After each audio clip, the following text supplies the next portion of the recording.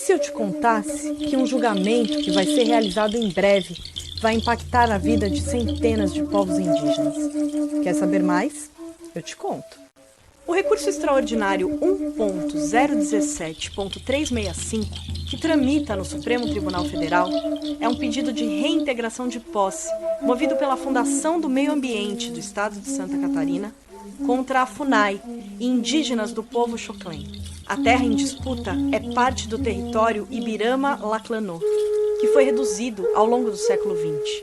Os indígenas nunca deixaram de reivindicar a área, que foi identificada pelos estudos antropológicos da FUNAI e declarada pelo Ministério da Justiça como parte de sua terra tradicional.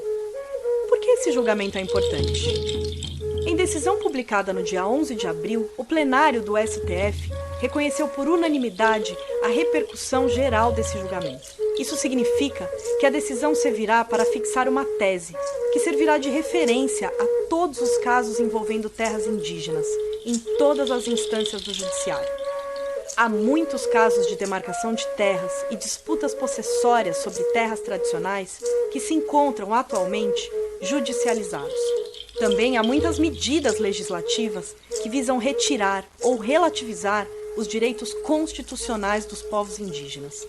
Ao admitir a repercussão geral, a Suprema Corte admite também que há necessidade de uma definição sobre o tema. O que está em jogo?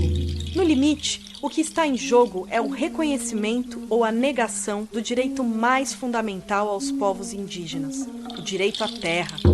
Há, em síntese, duas teses principais que se encontram atualmente em disputa. A Constituição Federal de 1988, baseada na tese do indigenato, que garante aos indígenas os direitos originários sobre as terras que tradicionalmente ocupam. E, por outro lado, uma interpretação com base na tese do marco temporal, que defende que os povos só teriam direito à demarcação das terras que estivessem sob sua posse no dia 5 de outubro de 1988, ou que estivessem sob disputa física ou judicial. Que consequências esse julgamento pode ter para os povos indígenas? Caso a decisão do STF seja em favor dos direitos originários dos povos indígenas, centenas de conflitos em todo o país poderão ter o caminho aberto para sua solução, assim como dezenas de processos judiciais seriam imediatamente resolvidos.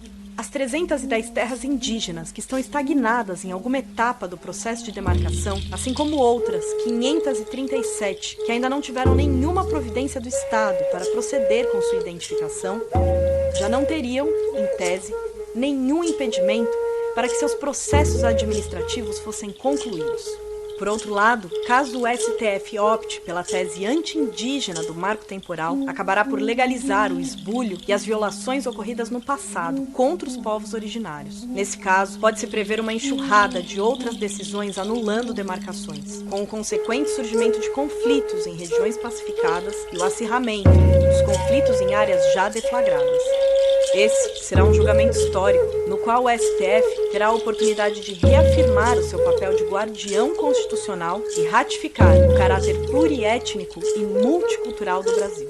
Caso contrário, assistiremos atônitos à continuidade do extermínio físico e cultural dos povos indígenas.